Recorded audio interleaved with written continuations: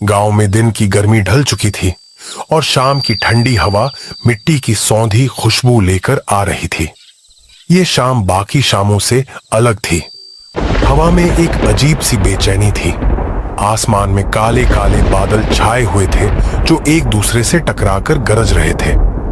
गांव के लोग अपने अपने घरों में लौट रहे थे, जैसे किसी अनजाने खतरे को भांप गए हों।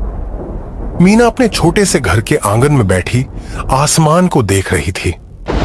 उसके चेहरे पर घबराहट साफ थी। उसके पति रामू अभी तक घर नहीं लौटे थे। वो शहर के बाजार में लकड़ी बेचने गए थे और ऐसी तूफानी रात में उनका सफर मुश्किल हो सकता था। मीना ने घर के दरवाजे मजबूती से बंद करके बैठ गई। जैसे ही उसने दरवाजा बंद किया तभी बिजली कड़की और भयंकर बारिश शुरू हो गई।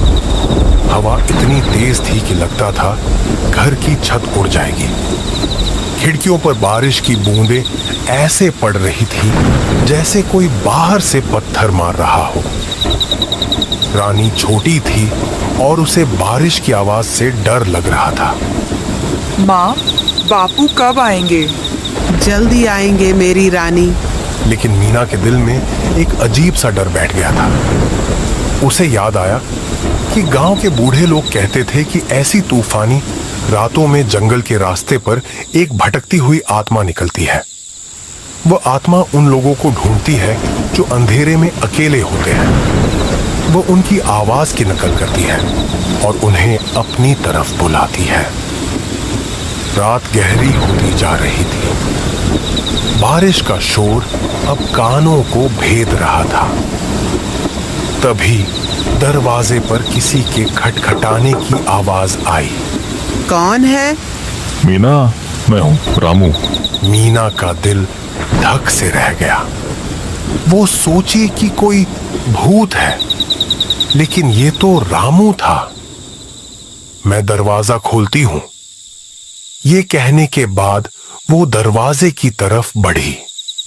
लेकिन जैसे ही उसने दरवाजे खोला चाहा, रानी ने उसे पीछे से कसकर पकड़ लिया। नहीं माँ, मत खोलो, वह बापू नहीं है। मीना चौंक गई। यह तुम क्या कह रही हो? रानी ने कांपती हुई आवाज में कहा। जब वो बोल रहे थे तो उनकी आवाज बहुत अजीब थी, जैसे कुएं में से आती है। मीना ने रानी की बात पर ध्यान दिया और उसका दिल बैठ गया।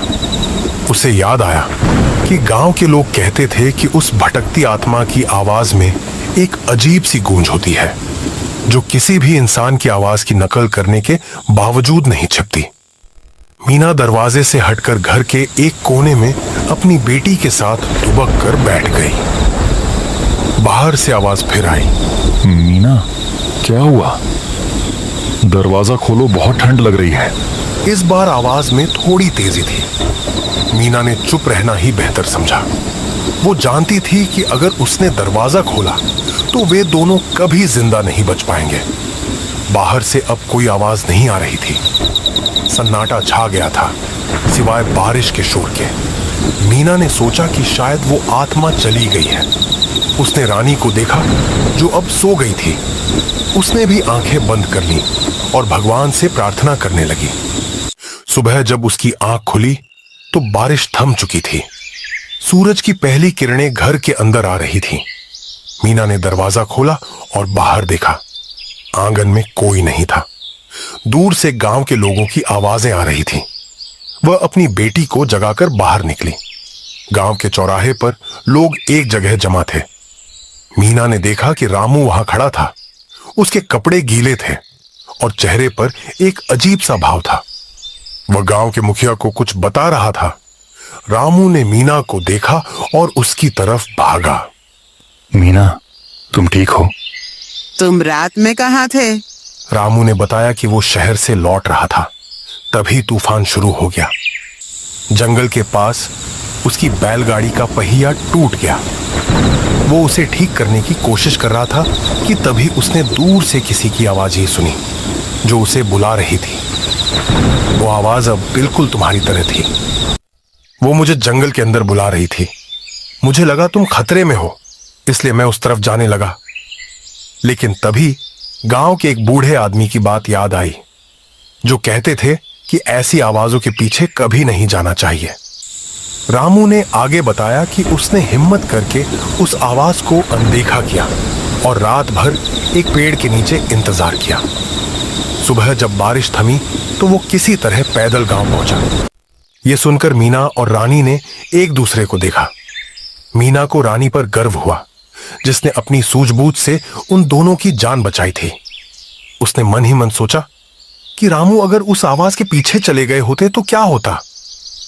रामू ने मीना और रानी को गले लगा लिया और वे सब घर वापस लौट गए। ये कहानी गांव में फैल गई और सभी ने रानी की समझदारी की तारीफ की।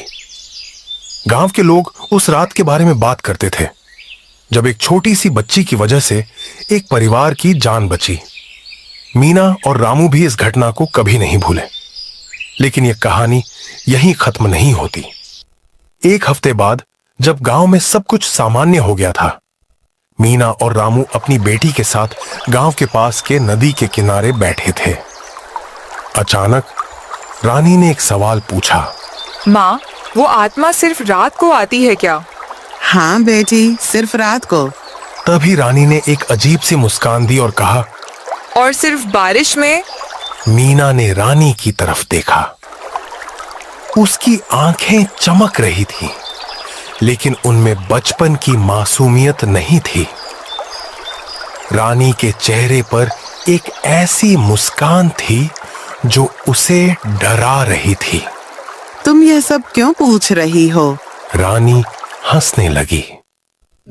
उसकी हंसी की आवाज में वही अजीब सी गूंज थी जो मीना ने उस तूफानी रात को दरवाजे के बाहर सुनी थी।